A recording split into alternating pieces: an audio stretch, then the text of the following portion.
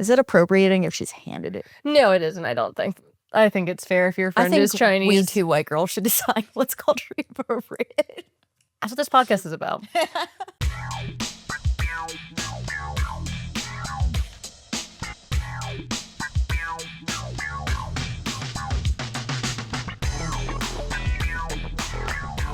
Welcome back, guys, and Happy New Year, Julie, and meet Alexis.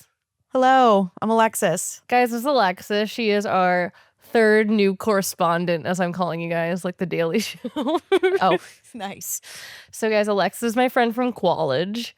She's also a regular Austin living girl. I am. I'm also a friend. She's also an American girl. I am indeed an American girl. But the fun thing about Alexis for this is Alexis has never read the American Girl doll books. I'm not. Happy New Year, Julie was the first and only book she's read. Most likely. But I've listened to the podcast. You've listened to the podcast. I've listened to the podcast. Yes, of course. But did you have any idea of the American Girl dolls growing up? Oh, I knew what they were, of course. My friends had them. I had these very realistic baby dolls that looked like real life babies. And you preferred that? I was just into them. Yeah. And I was just I don't need a girl. I have a baby. I have a baby. Yeah. Yeah, that's fair. I get it. I had a Bitty Baby, which was also an American Girl doll thing. But her arm was permanently broken because my sister broke it on the Christmas day that I got it.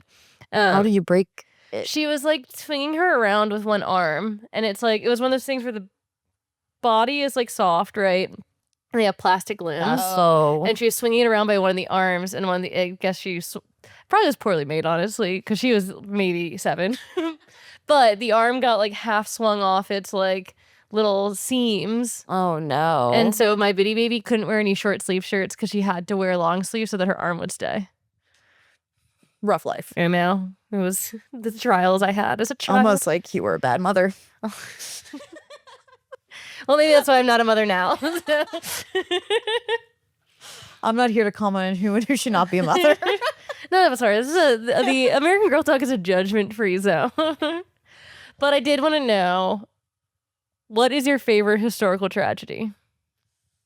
Ooh. What did you really, I'm going to lock in on this and Wikipedia the shit out of this one. You know what? For better or worse, it's probably the Holocaust. Yeah, it's a big one. It's a big one. And it's just fascinating how something so terrible can happen. And I think that one has stuck with me the most throughout the years. I think that's, I hate to say a good one, but a very a common one. Yeah. For me, I really liked the Romanovs, Anastasia. Fun. That's a fun one. Yeah, my grandma had a coffee table book on the Romanovs. And one Christmas, I was I'm going to just peruse this because we're at my grandma's house. It was the most horrific thing I've ever read. It was it was the beginning was the elaborate Russian empire and all that stuff, and then it got into their captivity and how they were murdered, and it goes into these horrible accounts of firsthand general accounts of murdering these girls. Yeah. And I was oh God, that's an interesting fun one that doesn't happen a ton. It was interesting. I feel I used to be really into the plague, but then the plague is good too. COVID happened and I was you're did that too soon, too close. Can't think about that again. It does, yeah. The plague is a good one. That, and then my most topical #American one is the Triangle Shirtwaist Factory. Did you ever hear about that? No. Did you know about that? It's not off the top of my head. Oh, it's crazy. It's there is back in I'm not gonna guess the time period, but the Industrial Revolution time, women were working in factories, right? And they had no workers' rights, so they locked all the women in the factory during the day so that people couldn't leave. And the factory caught on fire, and no one could exit the factory because the doors were locked. And so they're from the street in New York, people saw this factory burning, and women were just jumping out the window to their deaths because the factory was on fire. My goodness. And then they were we should maybe unlock the factory doors so emergencies and safety reasons. Maybe we should believe women.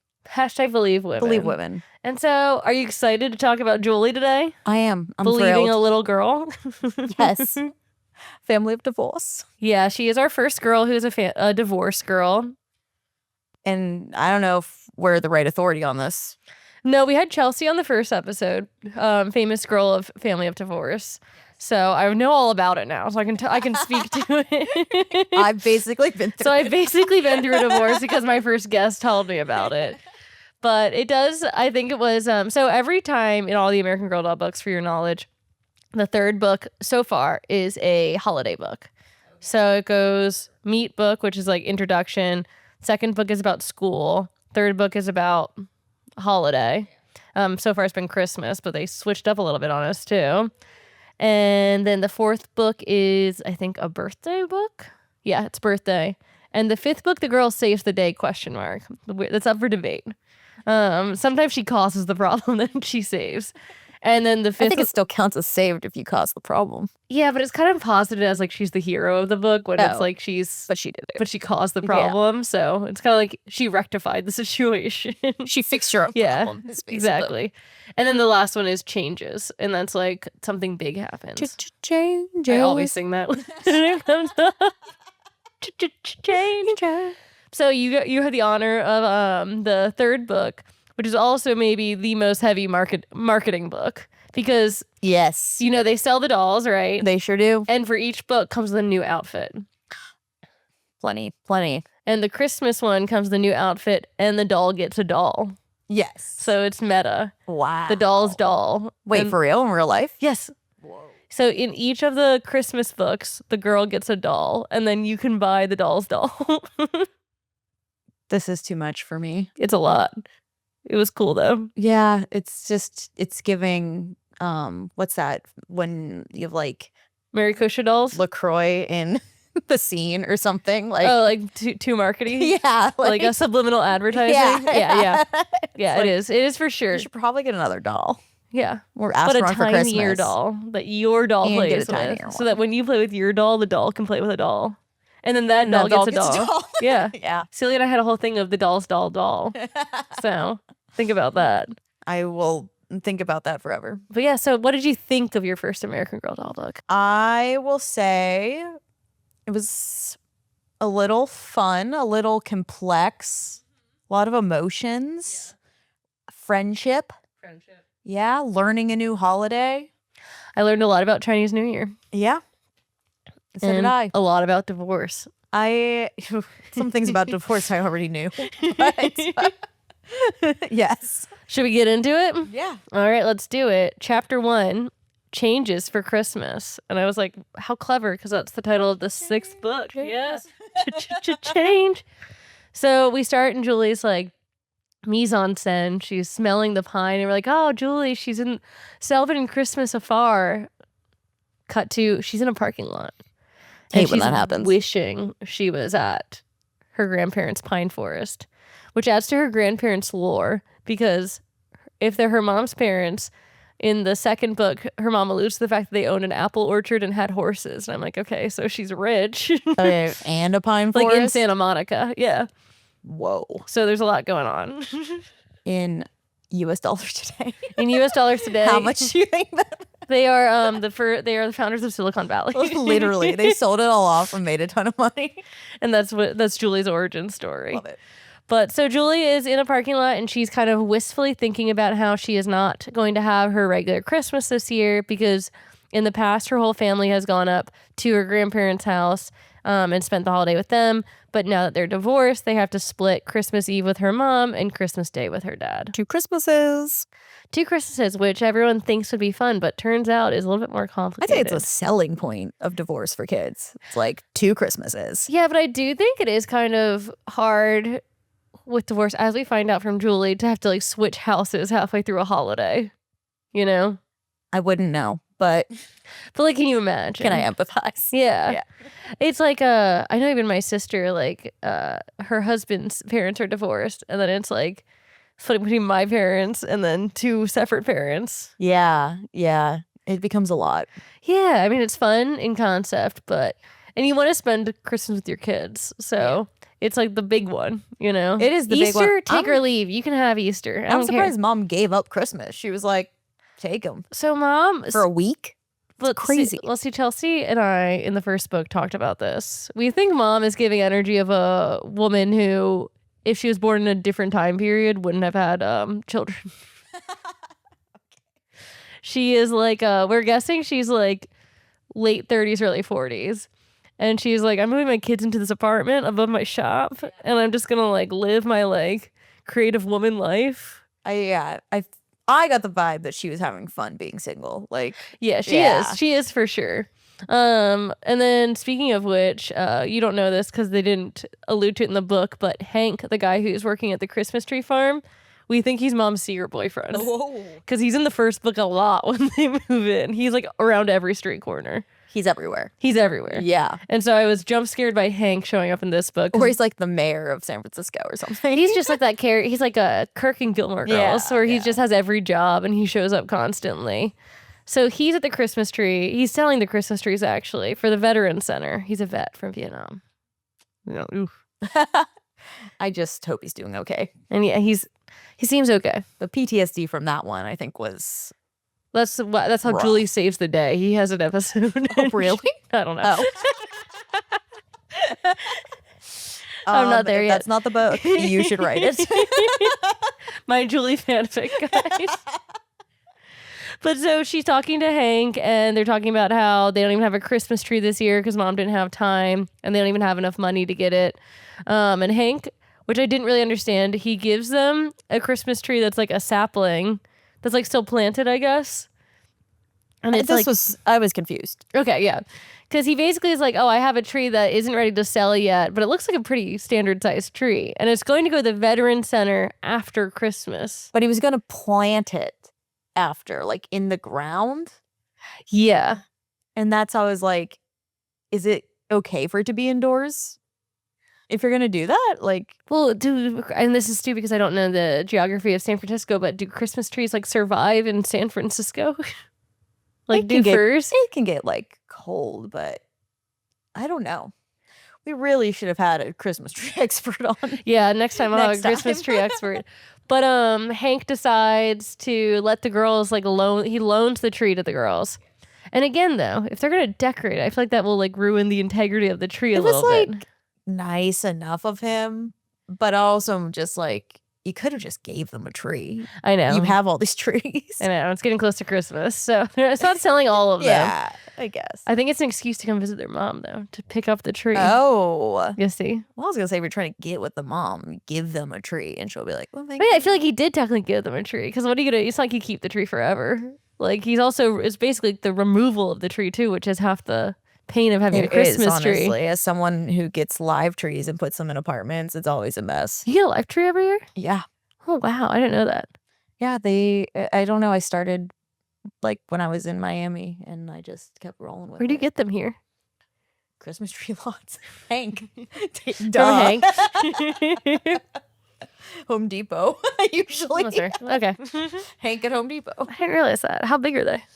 1 year I got a big one because Yeah. remember that first apartment I had? It had really high ceilings. Yeah. I got like a huge one. I feel like I've never seen... That's crazy. The bigger they are, the more expensive they are. So I've been like...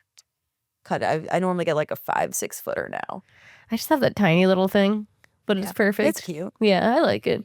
I honestly don't hate fake trees. I'll say that right here. I like them. I think one day I would like to have like real trees, but while I'm apartment living and like alone. If I had more storage, I would have a fake tree, I think. It's easier and there's less needles and you don't have to water it. And it won't catch on fire. That isn't a thing anymore. I'm convinced No, it's not a thing anymore. To someone in my hometown. Recently? Like as recently as 10 years ago. I thought they like started making the lights different so the lights won't catch trees on fire. I don't know. It happened when I was at Bucknell. Really? Yeah, the whole family died. At Bucknell. No, not at Bucknell, but like while we were in college. It was like a family in Annapolis. Like the kids were with the grandparents for the night, and the grandparents tree caught on fire, and the whole like grandparents and all 3 kids died. No way. Yeah, it was terrible. Well, there you go, guys. There's some tree knowledge for you. Keep that in your back pocket for next Christmas. We're actually a tree podcast. This is American Tree Talk now. The different next episode: Douglas firs versus evergreens. Which more bang for your buck? But so they do get a tree, hurrah, and they're excited, and they're like, we're going to go show Mom. She's going to be so psyched to see this tree. She's going to be so surprised. And in my recollection of reading this, Mom doesn't react at all. She's like, oh, tree. I want to say in this whole book, I feel like mom didn't react at all to anything. Yeah, she's Like, I think the most emotion she showed was later in the book being like There. empathetic to her daughter. But beyond that, I feel like she had like no feel. I feel like this is why I think she's having fun being single. I feel like she didn't care about this divorce like at all. Exactly. Like I say, mom is like happier. Yeah, she's like, thrilled. She's like, I think mom is really just like in her, like this is her new era, you know? Yeah. No commute. Just go downstairs. Work on your little weird Amazing. shop of tchotchkes. In Like, San Francisco real estate. Like, come on. I know, downtown. Yeah. Downtown San Good for her. Francisco. Like, little apartment. And no money for a tree. Okay. So they are like, oh, cool, we have a tree now. Let's decorate it. But they left all the ornaments at dad's house, which sounds like they left a lot of mom's like family heirloom ornaments at dad's house, which is a little insane because they're like, oh, what about all these things that are yours? And she's like, gone now. Part of my last life. She's like, I can't even think about She's it. moving on. Yeah. And so they decide to, DIY ornaments. And I hope this isn't a big tree because I was thinking of how labor intensive that would have to be, like, to decide one night, like, we're going to decorate the tree and we're going to have to make the ornaments and then decorate the tree. Well, that was why mom was exhausted at the end. She's like, we can do this some other time. And Julie's like, no, now. It's like, that's how it gets. And they do a lot of ornaments. They hang Tracy's Eye of God or something, which is like, I guess those, you know like, what that is, right? This is like The crochet things, right? I Are you thought thinking of Evil Eye? I'm thinking of Evil Eye. Evil Eye is different because that's what I thought it was initially, but I think Eye of God is like, it's like you have a cross and then you put yarn around it and you change the yarn color as you get in. No, So it's, I think, not for me. no, you prefer Evil Eyes on the tree. That's a little too 2000s, I think. Are you Let's see. I'm pulling looking it up up? Eye of God decoration. Yes, this. Oh, okay. You've That seen would be before. a fun ornament. I mean, it's a good ornament. I think that's why mom suggested it because apparently Tracy made 100 and she's like, this will just get us done. This is expediting the like making the ornament process. But the plus side for mom is she owns a craft shop and she can just sell these ornaments out from under Julie. So they decorate and they have a good time. They do all these DIY ornaments. Then it's Christmas Eve. And they have tacos and fondue. Classic Christmas Eve meal. Classic combo. So they are having a good time. Julie gives her sister a present, which is like a denim tennis racket cover with a flower. Which we all want. Which we all want. Which I did feel like Tracy really accepted graciously. She was thrilled. She's like, oh, this is so cool. I was like, I would not. My sister would not have said that. One year for Christmas, I gave my sister she really liked the like all the preppy girls wore those giant square diamond earrings, you know? And so I went to Claire's and I got her a pair and she like opened it and was like, these aren't real diamonds, are they? And I'm like, no, they're not. I'm 12. They're cubic zirconium. Like, I was like, Jesus Christ. She just said yes. Yep. So that's how I feel like sisters react to getting presents. And Julie gets some cool new shirts and some like hippie little girl stuff. And then they're getting ready for bed, but they also did feel sad because they're like, kind of a lame Christmas Eve, like not what we're used to, not the pomp and circumstance of the tree farm, the tree apple orchard, like literally a Hallmark movie. They're like having their head. And so they're feeling a little lackluster, but they're going to dad's tomorrow. Except plot twist, Tracy's like, I'm not actually. Don't feel like it. Yeah. And Julie's like, oh God, not again. Please. I did like that Julie called out that she's just like a grumpy teenager. She is. She's her That's like, because that's fair. every American girl has either like a grumpy teen sibling or a like precocious like little rascal sibling, you know? Yeah. They're always a sibling. Don't we all? I don't think, yeah, that's true. I don't think any of them are single kids. Like, Well, there's not that many only children, not really. Well, there might be now. yeah, there's a lot more now. I'm trying to think. I just lost my train of thought. But no, I think they all have siblings. And so Tracy and Julie are kind of talking about whether or not Tracy's going to dad's, and Tracy says she doesn't want to. And this has been a thread throughout the book so far. So Tracy has not gone to, dad gets like every other weekend, and Tracy has not gone once to dad's. Is that like allowed? It is when you're like a certain age. I think from my cursory knowledge of divorce law from my attorney parents, I think once kids are 14, they can decide for themselves if they'd like to go or not. Seems like a young age to decide. But Well, some kids can even decide who has like full custody or like I like that. majority That makes sense. custody once They they're like shouldn't- 14. Like, why does a judge get to decide that? But Yeah. For little kids, the judge decides. But I think once you're 14, if you would like to be like, actually, I'd like to spend more time at my dad's, you can say that, which is awkward. Yeah. But that's what they're going through. And so Julie's really upset and she like begs Tracy to come. And she's like, please, please, please come, please. And Tracy's fine, like, fine, I'll come. Well, she was kind of like, no. And then she was like, Yes. okay. Yeah, like a sister would. Yeah. Oh. Ugh. So then we get to chapter 2, problems and puzzles.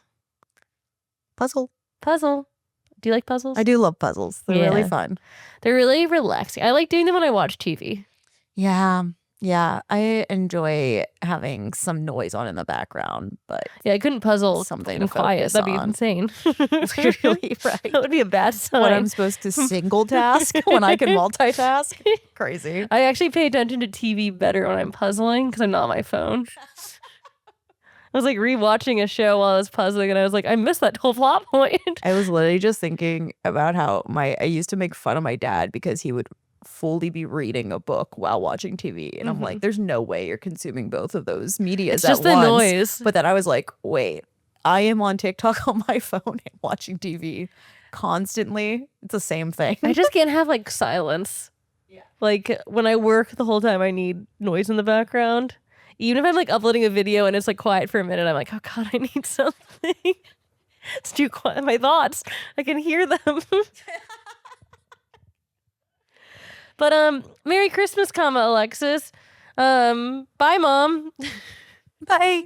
They leave Mom for Christmas Eve, waving goodbye from the car, and Julie's a little sad. But Mom's going up to Christmas Tree Farm, so Mom's winning. And if I know anything about Hallmark movies, she's having a good time. She's gonna meet a burly guy. Oh yeah, and they're gonna hate each other at first, but just wait. And then he's gonna find out that he's really good at decorating cookies.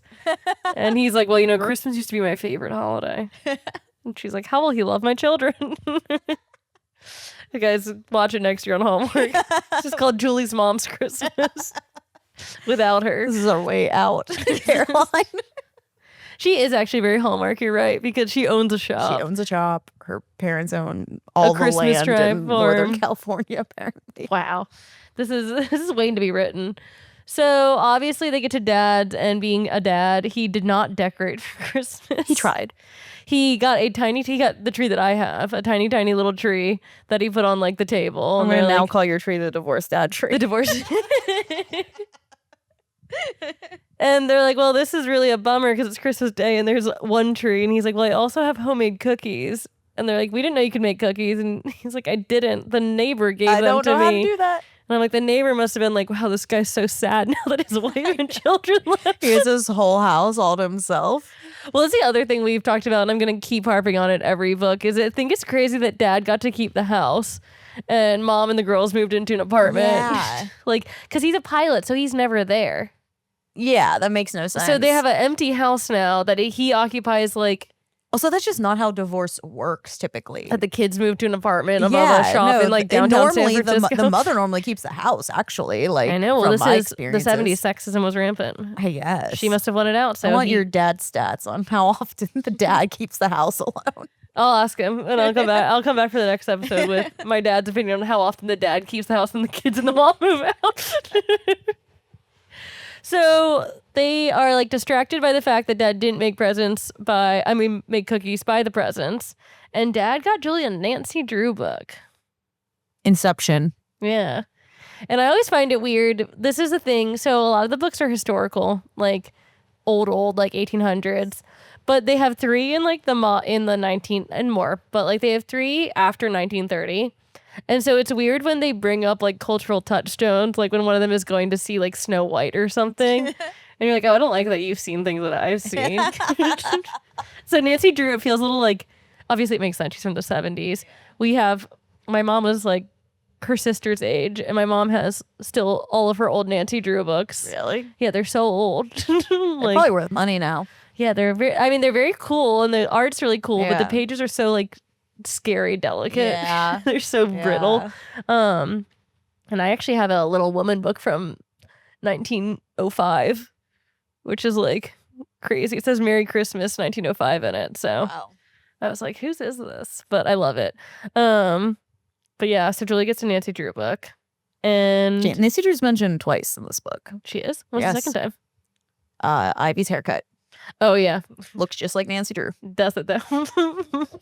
But and then this is my part that I wanted to stand up about was Dad gets Tracy a princess phone, so she has her own landline connection in the house To not call him. to not call.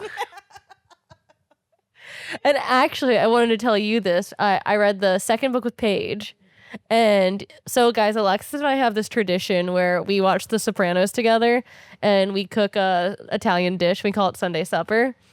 And in one of the episodes we were just watching, Tony picked up a call from like one of the mob bosses and told his son to hang up. And we were like, isn't it crazy that landlines just like worked like one connected line throughout the house? That happened in the second book. Julie listened in on her sister's phone call about like the movie she went to go see with a boy. Like literally the day after we talked about that. Wild. And I was like, yeah, it is dangerous. It was. You had to make sure everyone was off the line. You had to share it. Like that was a big sibling argument back in the day. Was who was on gets the all phone? phones. Yeah, because I had to call my friend that I had just seen at school for 2 hours after school and debrief, you know? Yes, of course. Oh, the good old days. But so Tracy gets her own phone and she's really excited about it, but she still doesn't like her dad. Money doesn't buy happiness, Caroline. No, it doesn't, but I would think it might buy you like a day of like maybe not being awful to him, but she's a teenager, so. Yeah. I don't get her gripe with her dad. It's never fully explained. I'm Yeah. waiting for it to be explained. What did he do? It's like, I think we kind of get it in this book a little bit, but like, yeah, once the presents are done, the awkwardness sets in, and Julie wants to watch Charlie Brown Christmas, which again, I was like, don't reference things I know about, or The Grinch, and Tracy doesn't want to do anything. And so then Julie and Dad play Clue, and they play 2 games, and Dad's like, all right, enough. I also don't think Clue's a very good 2-person game. It's really not. Yeah. I think that's why I think that's the point of it is like we can't really do this with 2 people. So Julie is like stoking the fire and she sees in the newspaper they can go to the Nutcracker Tea. And she's like, this seems like something Hail Mary that we might all like. So even Tracy agrees. And so they all get up and go to the Nutcracker Tea. And I was a little shocked because I was like, must be a different time because it would feel like you would need a reservation for that on Christmas Day. 100%. I imagine it's expensive. Like it's at the Fairmont. Like that's an expensive hotel. Yeah.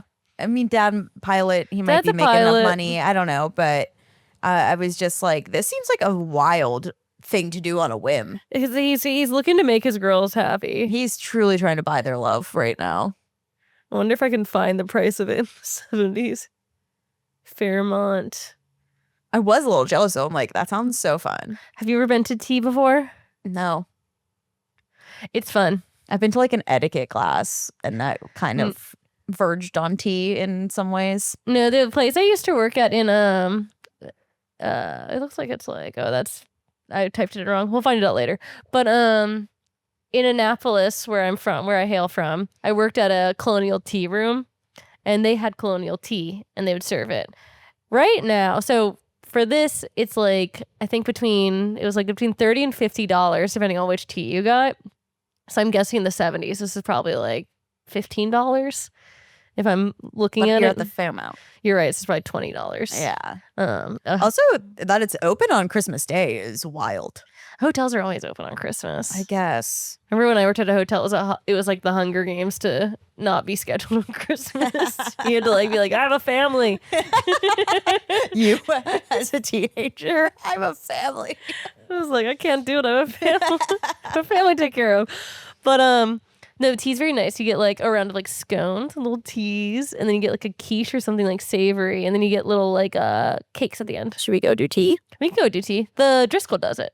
Oh, Let's do it. lovely. We're gonna go do tea, guys. And we'll be right back. We'll be right back. And so yeah, they're all at this tea, like living life. They don't want tea though; they want hot chocolate, and so they're drinking. Wild girls. I know. I'm like, guys, just try it. Dangerous. A fun fact was about the tea place that I worked at. The owner was really adamant that we would not give children hot chocolate, that they could drink a peppermint tea if they wanted something. Oh. He's like, we're not making a kid's tea. If they want to have tea, they're gonna have tea. And I was like, sir? Like, honestly, if I had a tea shop, I too would be like, no hot chocolate. But this is like Christmas theme. They're probably prepared. they usually have like a candy cane flavor tea or something like that. But my gripe with tea always is that so many teas smell better. I like tea a lot now, actually, but so many teas smell better than they taste. Yes. Where you'll like open like the tea leaves, like, oh, this is gonna be good, and then it tastes like hot leaf water. Because that's what it is. Yeah. I have one that's good though that I'll share with you. I always do. I do a ton of honey in my tea. A tunny. Honey. But so they don't do tea. They do hot chocolate with little candy cane stirrers in it. How and fun. Julie's like, this is so cute. And Dad's like, cheers to us being together on Christmas. And this breaks Tracy. She like slams her hot chocolate down and like leaves the Fairmont crying. And I actually did get a little sad for this because they all chase her outside and she's really like broken up about how they're not really a family anymore and how she keeps saying Dad left them. So I don't know if Dad initiated the divorce and Julie knows that, and Tracy knows that and maybe Julie doesn't know that. I'm sorry, but like, what pilot needs more space from his family? He's just a man on the move. Man On the run. He's also living his best life. He's like, I got all these flight Neither of these attendants. people wanted like, children. Is the sad thing if we find out as we read the Julie books, the sad thing I'm finding out is her parents would be dinks if they were born after, if they were born in the 80s. Would their marriage have lasted if they didn't have kids? That's a good question too. Yeah. I don't know. Being We'll married think to on a pilot's tough, and having a dad for a pilot is tough. And the next morning, well, they go home, and Tracy runs up to her room, and Dad's like, "We'll figure this out." And she keeps going, and Julie's like, "Time for me to go to bed." And so Julie goes to bed, and the next morning she hangs out with her friend Ivy, whose family lives across the street, and they have a normal Christmas. And Julie's like, jealous. I miss stability. She's like, a whole tree and everything you own in one place. That's the best Christmas present Siblings. ever. And siblings who care about you and are around.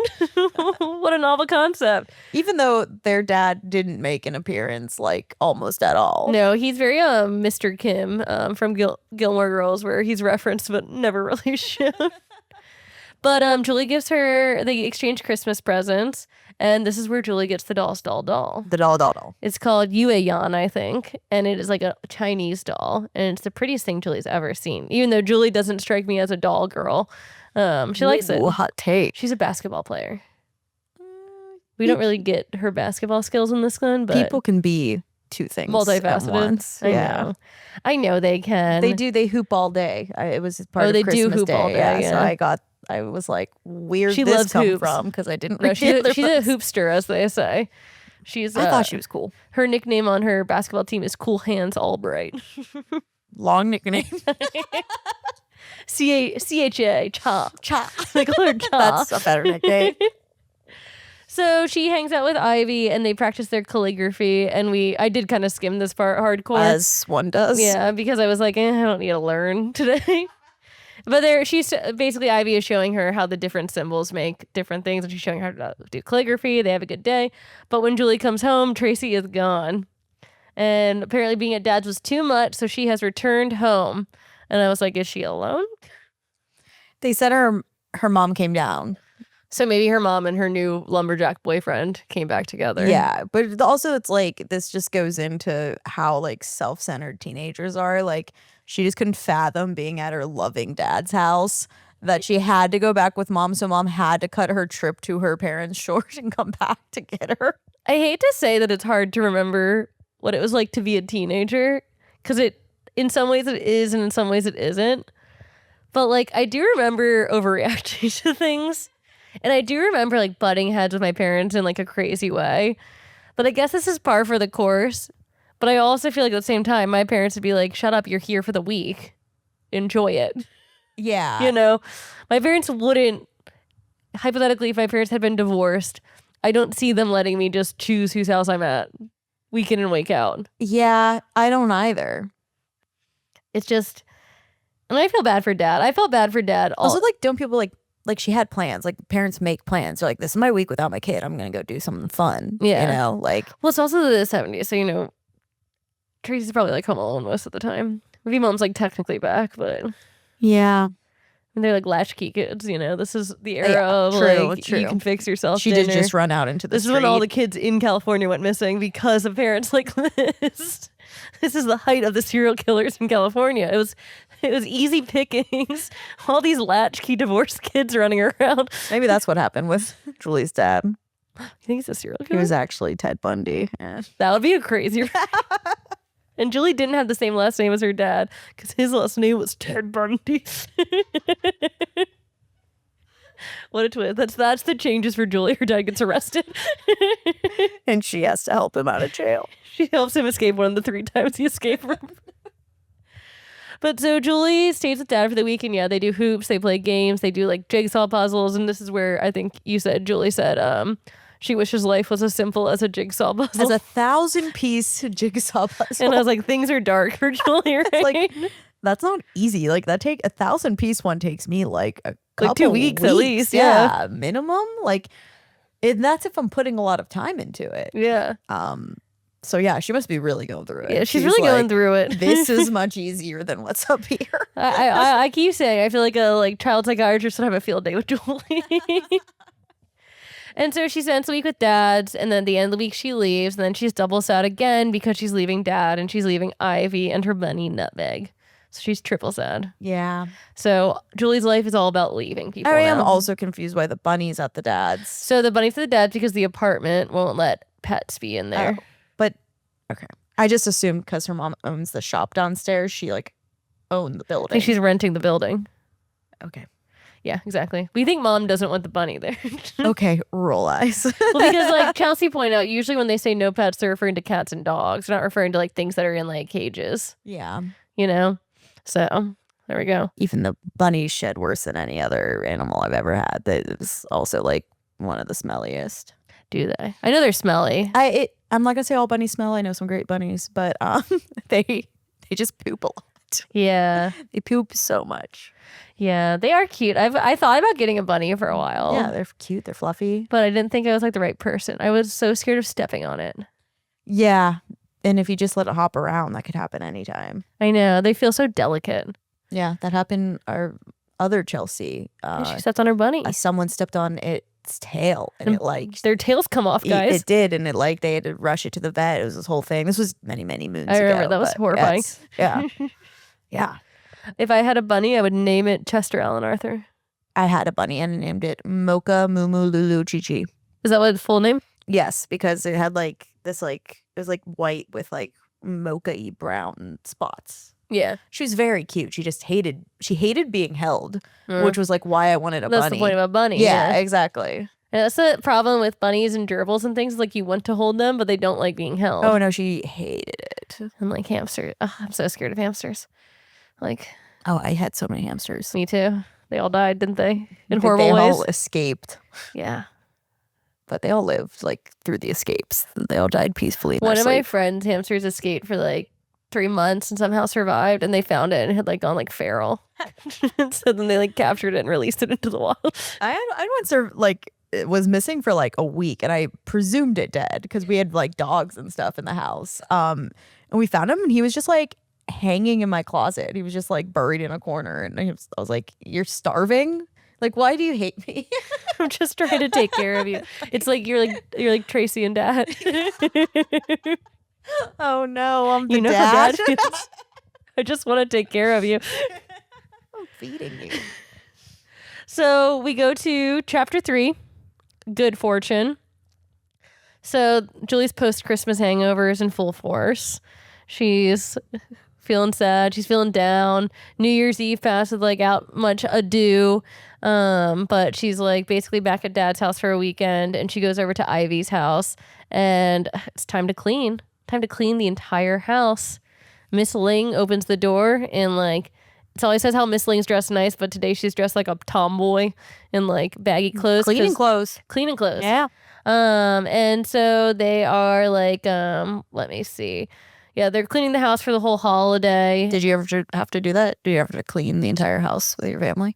Every time we had guests over, my mom made us clean. Like the guests were like coming to inspect the house. Yeah. And every time the cleaners came over, we cleaned the entire house. I feel like my family's more of a like one thing at a time person. So we'd have like a chore to do that day, but it'd be like one chore. We kind of would have like mass days where we would like clean everything. Yeah.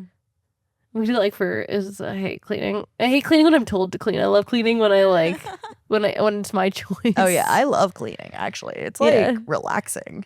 It's nice, but not when someone tells you to do it. Yeah. Actually, like Will has told me to like clean something up before, and I was just like, no. How dare you? Well, it was always funny too. You clean it. I joke about this with my siblings. My mom always would ask us to clean things in the way that was like that I would never ask someone to do something, because she would just like come up to me like, all right, we're gonna like clean everything. I don't want to hear anything about it. And like immediately it was already unpleasant. Like the way she would come to you was like, we need to get this house clean. And you're like, oh my God. My mom like does that something similar with like everything, where she's like, I need you to do this, but then you start doing it and she's like, you're doing it wrong. Like, let me show you how to do it. So then she's like half doing it for you, but like mad at you for not doing it the way she does it. Then my mom does that too. Where it's like, my mom does that when we're like setting the table or like ironing like the tablecloth for holidays. And she's like, it's still creased. And I'm like, I've literally like ironed this so many times. If you can do it, then it is like funny now that I live with someone who was raised by different parents. Yeah. My loving boyfriend and partner, Will. My mom will be like, why is this way? And I'll be like, because Will did it. And she's like, well, he did it wrong. And I'm like, no, like you're not right because you fold towels a certain way. Like he does fold them different than we do, but it's not like it's wrong. It's just different. I've always like thought that one thing I always think is funny with like partners or living with people is like when you like realize people load the dishwasher differently than you were taught to. Where like I remember I lived with my friend Sloan, who's gonna be on next week, guys. And he would put like pots and pans in the dishwasher. And my mom was always like, you can't put pots and pans in the dishwasher. Like, that's forbidden. You have to wash them by hand. And so when he'd do that, I'd be like, what are you doing? They'll never get clean. Here's the thing. Your mom was probably right, but your mom probably had nice pots and pans. Yeah. I don't think it actually matters that much. I don't think it does either. Yeah. But she probably, the longevity of your pots and pans probably was. No, I'm sure it was like situation. It's like having a nice knife out. You don't wash, you wash it by hand. But even like my cousin was talking about how when she first moved in with her husband, he would like finish dinner and he'd be like, oh, I'll clean the dishes. And then he'd just like fill the sink with water and let them soak for like 6 hours. Yeah. And she's like, they don't need to soak that long. We had like, she's like, this is crazy. We just have this like open, dirty water sitting here. And he's like, this is how you do it. He's like, you're crazy to put them in when they still got food on them at all. Yeah. And it's like when you're raised a certain way, you're like, this was right. I know. And your way's wrong. And that's what Ivy and Julie do is they clean the windows, and they have to get really specific and really tight in the windows to clean them, because it's Chinese New Year, and part of Chinese New Year, this is where the book completely switches to like a Chinese New Year story. Yeah, it was half the book. A hard cut. Yeah. And this is my one thing that I was wondering too, which you won't know, but just to talk about was Ivy has books too, and there's an Ivy doll that you can get. And so I'm confused as to why we use Julie's book to kind of co-op Chinese New Year a little bit. If Ivy has her own stories, why wasn't? Was Ivy after Julie? They came out at the same time. Oh, so maybe they just had more Ivy content. They're like, she's more interesting. She's like, maybe we need to save Julie's holiday somehow. Maybe they were like, her divorce Christmas sucks. We gotta what else? We gotta lighten this up. They wrote it and they're like, this is too sad. we gotta change it. And how do we make the first divorce Christmas happy? We're like, we're gonna change it by completely changing the plot of the book halfway through. Yes. So Ivy has also gotten a bowl cut. Just like Nancy Drew. Is it just like Nancy Drew? It doesn't look good, in my opinion. Oh, you don't like it? No, I don't. Thought she was rocking it. I liked her little long hair. I thought she looked cuter. I thought she could pull it. Like, not everyone can pull that off. And I thought no, she I was. certainly couldn't. No, me either. My face is too round. But yeah, so she gets new clean house, new sharp clean haircut, new clean hair. And she's telling Julie all about Chinese New Year. And then Miss Ling invites Julie to go to Chinatown with them because they need to do some shopping before the holiday. And Julie's like, yes. I thought it was very generous of Ivy's mom. Did you ever run errands with your friends' parents, like when you were a kid? Really? I I feel hated like- errands. Why would I? I feel like I was always on like errands with friends. Oh my goodness! Could you imagine though? You're like going shopping in Chinatown, which I imagine is quite busy, It's huge. with a I bunch hear. of little kids. You're like, let me take another little kid with me. That's not my responsibility. Well, exactly. And you know what could happen? They Lost. could get lost. Well, I doubt that will happen in this book. But they go to Chinatown and it's like all the sights and sounds and everything's crazy. And Julie's like, wow, this is so cool. They're looking all around. And then they are just with Mrs. Ling and they get bored because they're kids. And Ivy's like, why don't we go check out that shop over 2 streets down and across the corner and across the street? I hear there's some cool dolls in there, even though we both just got dolls. And they're like, let's Another do it. hard sell on dolls. Yeah, lots of dolls being sold in this Yes. book. So they go to the shop and they like look at the dolls and they both try on these little like red and blue kimono dresses. And they're like, we look so cute. This is so fun. They did look cute. They did look cute. Yeah, They had a good It was time. a cute dress. Girl time, you know, Yeah. just you and your friend trying You on and your things. gal pal, yeah. Did you ever go to the mall with your friends and try on clothes? Oh yeah, we were big mall people. We weren't really there to shop. We were just there to like fuck around, basically. I think one time I spent like 8 hours in the mall. My friend and I wanted to go see Juno. What a throwback. And the we went at like 1, and then at this is like so like dating because you couldn't buy tickets online, you had to buy them at the like yeah. movie theater counter, and there was a showing at 1:30, so we went at 1, and they told us it was sold out, and the next showing was at like 4:30. So we were like, okay. So we just stayed at the mall and like walked around for like 3.5 hours. Yeah, I used to go to the mall. Sometimes I would go shopping with Kyle, our friend Kyle. But I remember this one time I was there with my friends and we literally just started like playing games like in the middle of the mall. Like because the town I grew up in was a small town, wasn't a ton to do, and the mall wasn't that busy.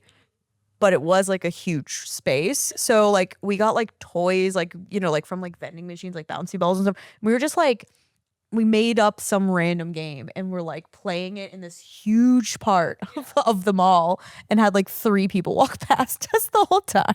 It's like did you ever go into the Apple store and take photos on the MacBooks?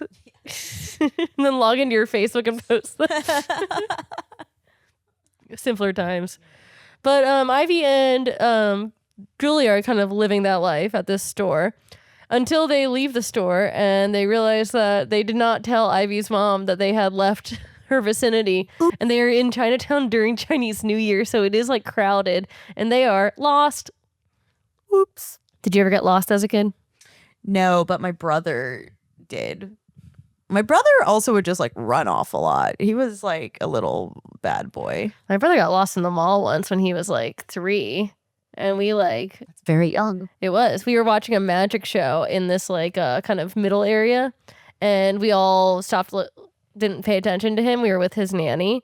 And we like finished the show and he was gone. And we were like, oh my gosh. And the nanny was like, you should go look for him. Go ask people if they've seen him. And I was like, sure. Cool, me but 8 is now going around the mall asking strangers if they've seen my brother. And I was like, all I needed was some creep to be like, yeah, he's actually in my car, come on out.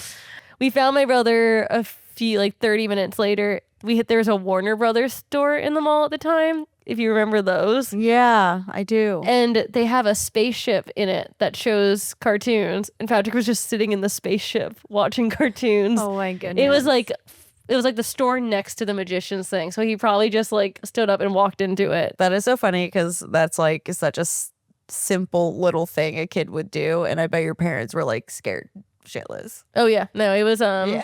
I remember it being like the biggest panic. Yeah. And it was so funny because he was a like 3-year-old. That's crazy. because we did walk into that store, but he was in like a tube. So we Yeah, didn't yeah, see yeah. him, you know? So Ivy and Julie are like getting that low level rise of panic when you're lost and they don't know where they are. They don't know where to go. They're trying to figure out like where anyone is. And they keep hearing this like click clack sound. And Julie's like, what is that click clack? And Ivy's like, well, that's mahjong, my dear. And you know who plays mahjong in Chinatown? My Gung, which is grandpa. And so she's like, I bet he's playing at that table, and good for her he is. They find grandpa.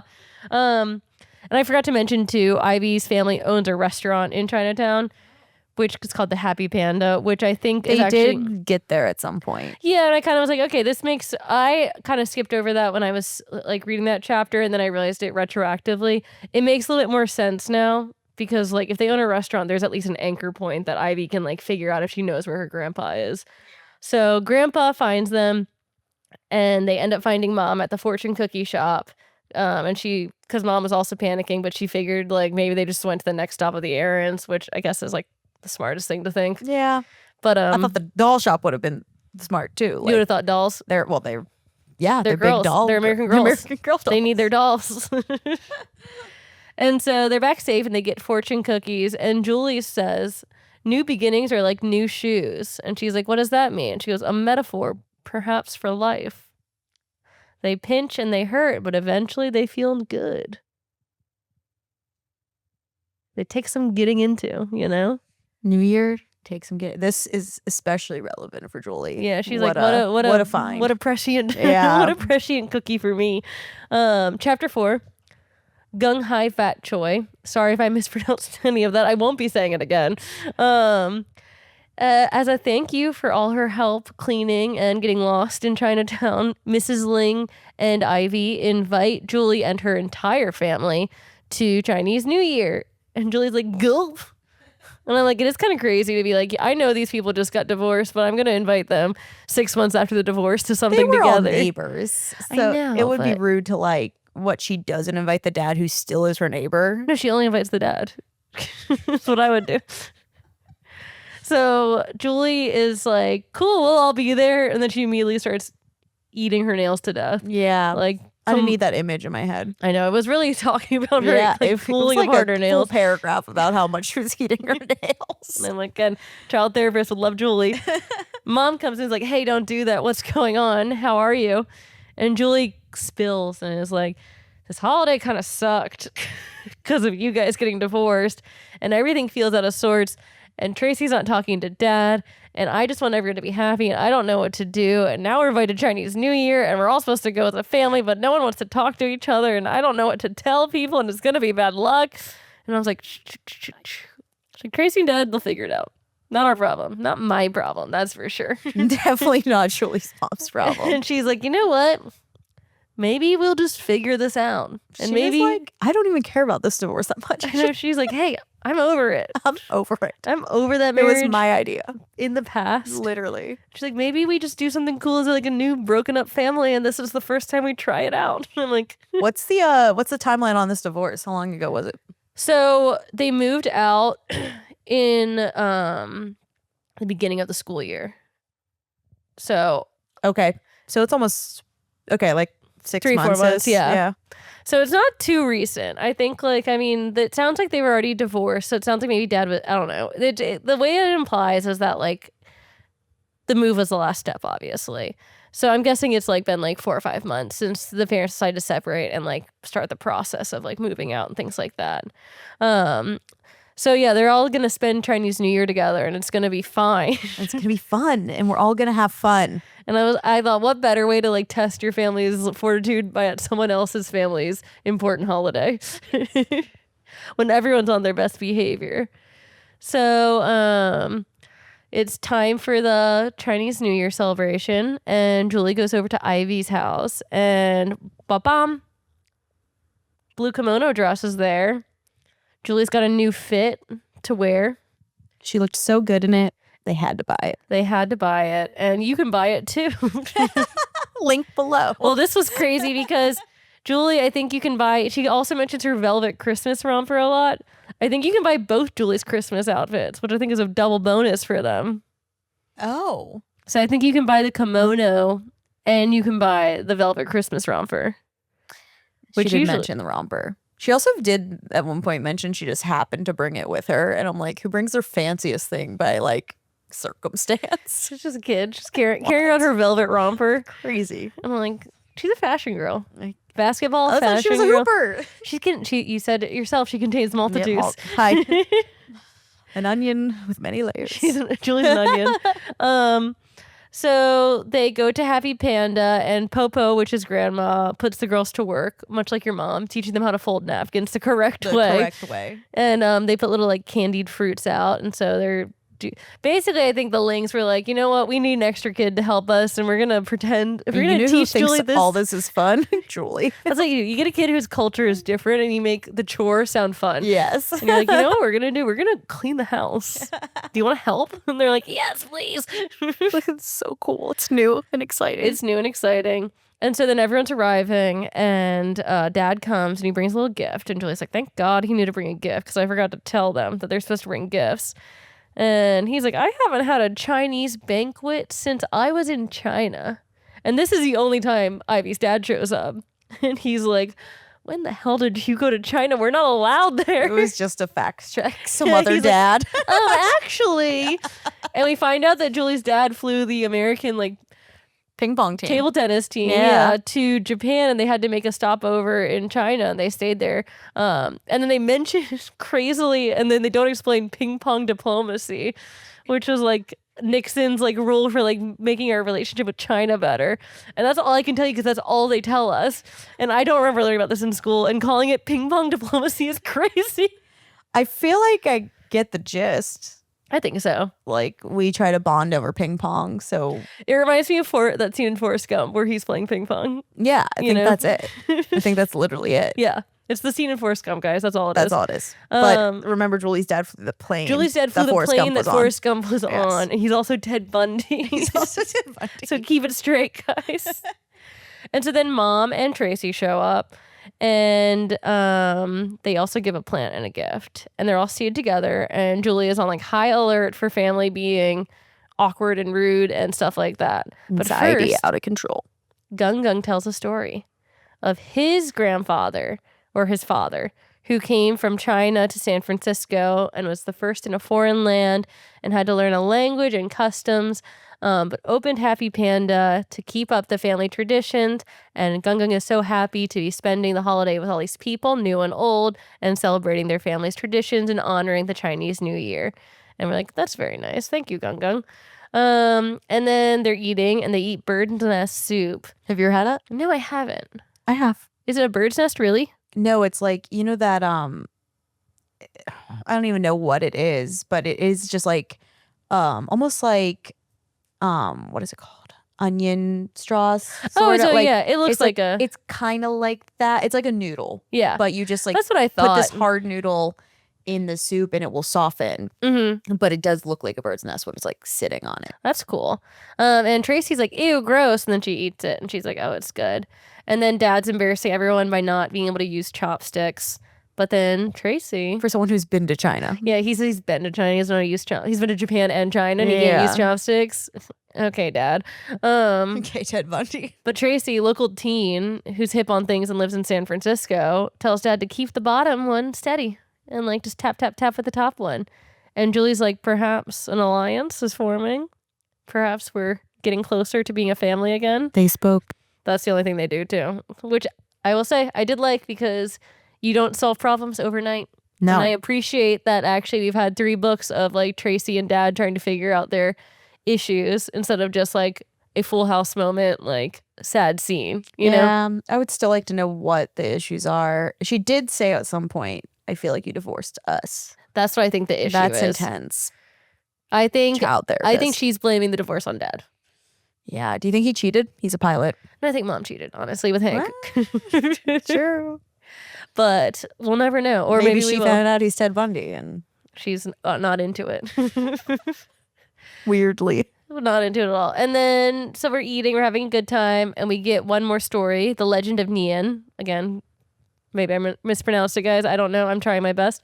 And it's basically the kind of, there used to be a monster that would come down from the mountains and terrorize people at the new year, but if they made a lot of noise and had a lot of lights, then the monster would go back up. So that's why they have like the parade with the music and the fireworks and the lights. And so it's time to kind of go see the parade. So we go out onto the porch and we watch the parade and we see Ivy's older brother is like one of the main dragons. It's very cool. And Julie's like thinking about, makes the craziest comparison in her head where she's like, Gung's family immigrating here is kind of like me moving into a new house in San Francisco. And if he can do it, maybe I can. And I'm like, that is a kid. There's a lesson in it for sure, but maybe my move across town is like someone moving from Apples China and to San oranges. Francisco in the 1800s. sorry, Julie. She missed the mark a little bit, but the heart was in the right place. And she thinks about how maybe new beginnings can be a good thing, which is the real message of it. It is. And that's what we get. And that's the end, guys. There are only 4 chapters in this book, which first one had 6, second one had 5, this one has 4. We're Next just one, dwindling 3, 3. 2, 1. Just a 1 chapter changes. It's because it's about the arrest. But no, I mean, this is the shortest American Girl book I've read. Oh, really? Yeah, most of them have, like I said, they have like another chapter or 2. But this one was like pretty quick and easy. And we get another peek into the past. And it's another boring one, guys, because turns out the 70s weren't that different from today. So they kind of tell us about Christmas that you know and love and how people get presents. And they talk about how divorce makes Christmas harder, which you and I all know. Everyone Knows that. gets a gist. But we do get some little fun facts about the Chinese New Year. And so we find out that red is a lucky color, and a lot of people wear red, and they get the money in the red envelopes. And you put wishes around your house, but not like I wish for a car. It's like things like fortune, happiness, like camaraderie. So it's kind of vague wishes. And then families have a traditional dinner on the first night, and then they do the big parade on the final night. And then big cities have celebrations like San Francisco and New York City, and dancers and dragons. And this sent me back to when I lived in Chinatown in New York, and I forgot about Chinese New Year. And for like 2 weeks straight, everything was really overwhelming. And I figured it out after day 3. But I can't tell you how many. I remember I was getting it was like in a salon or something, getting my hair done, and all of a sudden a Chinese dragon walks into the salon with like drums and just like beats there for like 5 minutes. And I was just like, this is a lot. And everywhere you go, like you'd be like turning down a street and then you just hear drums and you know there'd be a dragon around the corner. And you had to be like, I can't go down that street right now. It's too busy. Sounds fun. It was fun, but it was also like the stakes were so low that it was scary, kind of. Like you'd hear it and your heart would be like, Yeah. like I'm not gonna be able to get where I need to get. Like Canal Street is crazy. But it was fun. And my laundromat gave me an orange, which apparently is like good luck. Oh. And they're like, she needs it. And this little white girl living in Chinatown. But that was it. So final thoughts. I thought this was a cute little story. Like I said, it was quicker than the other ones that I've read, but it was nice because I've read so many now Christmas books. It was nice to get a different holiday. Yeah. And I thought they did a good job of showing how hard it might be to have like your first holiday after a divorce for kids. Because I'm Yes. sure there's a lot of growing pains in that situation.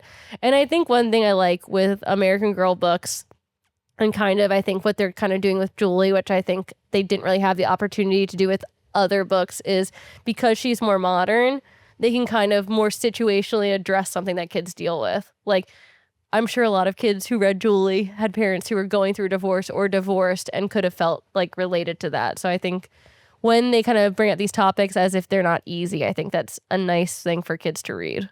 I agree. Yeah. Any thoughts for you on your first American Girl book? It was a cute little read.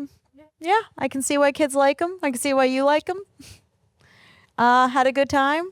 I did learn a lot about Chinese New Year. Sounds a lot of fun. I might go to the next one. We can go to San Francisco. Yeah, we're just talking about how we should go. Yeah. So We'll be there. there we go. See you guys at Chinese New Year. Wearing our Next kimonos. year, and wearing Just our kidding, we kimono. can't. I don't know if that's We weren't allowed given them. anymore. We decided that if someone gives you a kimono, then you can wear it. Yeah. But Otherwise, you can't buy one yourself if you're not Yeah. culturally associated with the kimono. and prove us wrong. Someone can Yeah, tell us if we're different. wrong, Yeah. or if we're right, or if we're kind of right and kind of wrong, which is probably the real answer. But guys, if you like this episode, then share this with your friend you'd want to spend Chinese New Year with. Share this with your friend who has given you a doll. Share this with your parents who are divorced. Share this with your grandpa playing mahjong. Share this with your older brother who has the honor of being the dragon in the Chinese New Year. Share this with your grumpy teenage sister. Guys, don't forget to like, subscribe, comment in the comments as you would. That's what they're for, about your thoughts on Julie, your thoughts on divorce. And if you agree with us that Julie's mom is checked out of not only her relationship with her ex-husband, but her relationship with her kids, because I'm growing increasingly suspicious of both Julie's parents not being available as the books go on. And thank you, Alexis, for joining us. You're welcome. Thank you for having me. Yes, we'll have you back for Rebecca's book. And guess what? She celebrates Hanukkah. Oh, boy. So we'll get a new cultural holiday? experience. Yeah. Oh, my goodness. But guys, until next time, goodbye.